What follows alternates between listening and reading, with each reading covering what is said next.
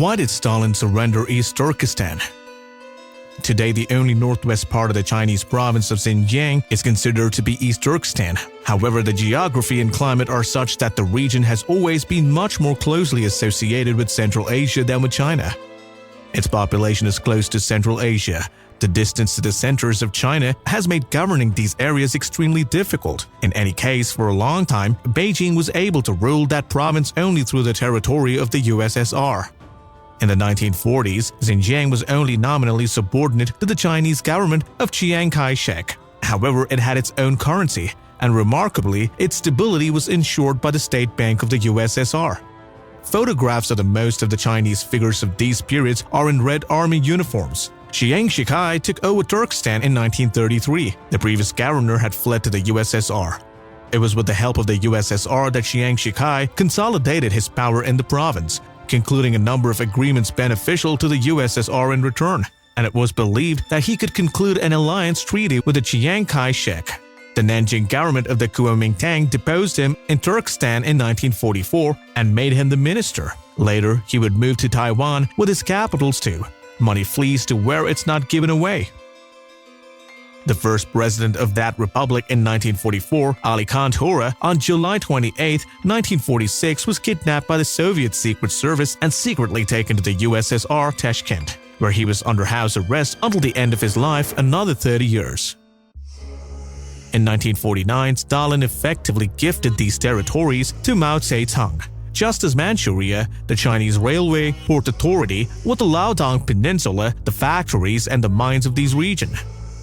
Not only were these territories erased from the history of the USSR, but also the traditions of administration of these territories and the army units of the Red Army, which the Communist Party did not need and were crossed out and destroyed. Cut down to the roots.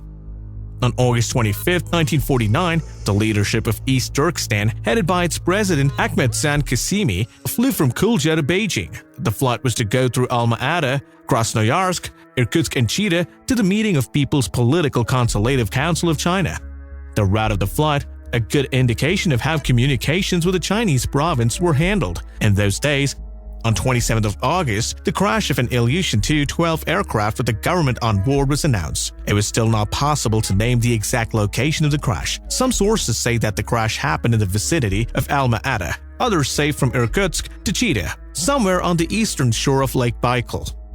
An unofficial version is that the delegation of East Turkestan Republic was arrested by the Soviet State Security Services already in Alma-Ata. All the delegates were killed and the crash was staged posthumously.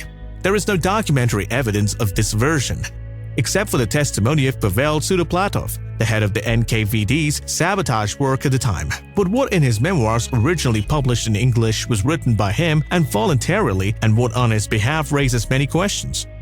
The remains of the dead were handed over to the representatives of the Republic of East Turkestan and they were buried in the city of Kulja.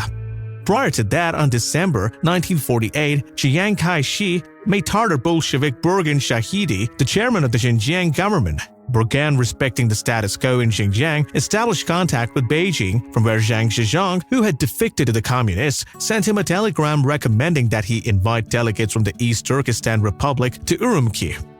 Immediately after the disaster, the government in Urumqi was headed by Burhan Shahidi, who showed loyalty to the new authorities to Chinese communists.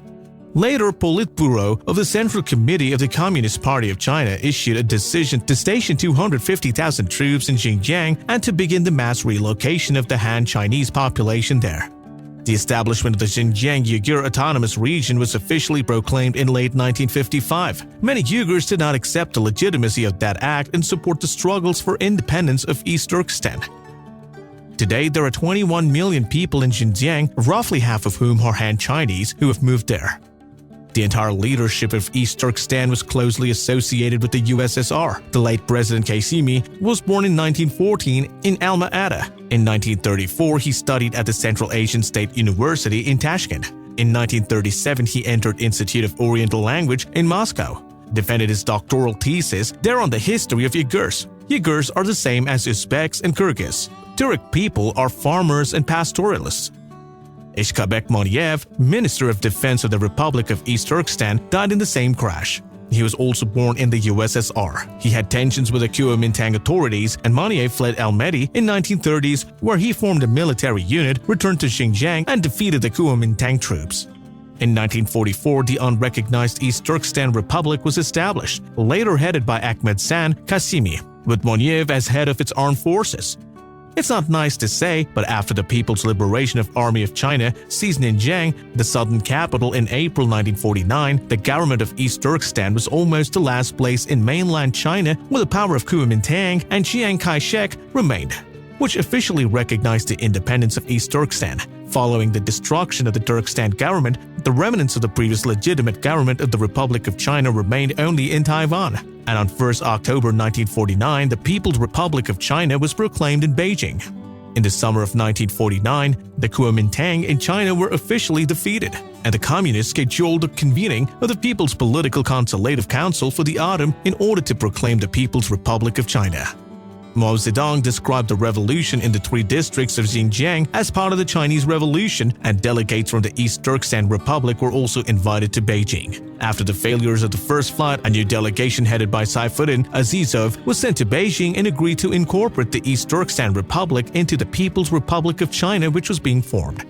On 19 September 1949, Burhan Shahidi sent a telegram to Mao Zedong personally, in which he said that the people of Xinjiang broke off relations with the Kuomintang and joined the Communist Party of China.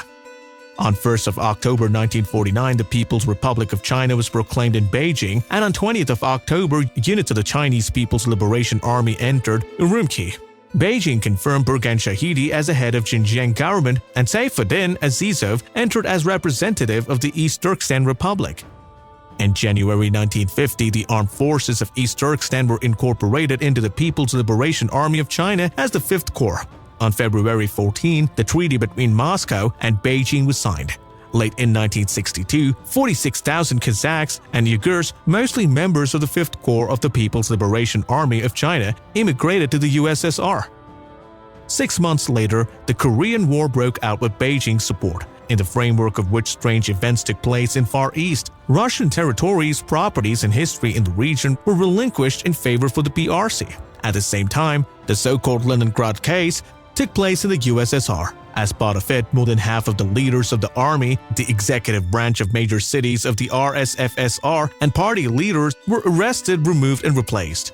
One of the main figures in Leningrad affair was Alexei Alexandrovich Kuznetsov. In February 1949, he was appointed secretary, not actually created, of the Far Eastern Bureau of the Central Committee of the party. In the Leningrad case, arrests began on 13 August 1949. In September of that year, dozens of figures from the failed Russian Communist Party within the VKP were expelled from the party. Arrests took place all over the country. The investigation went on for a year. On what? There were no materials. Excluded and replaced en masse all leaders of Leningrad, Leningrad Oblast, and local industry. On the night of September 30, 1950, the participants of Leningrad case were sentenced to exceptional punishment. 1 hour after the sentence was pronounced, it was put into effect. According to the articles under which the sentences was passed, all the accused were rehabilitated only after 5 years. The real reason for the Leningrad case was never made public.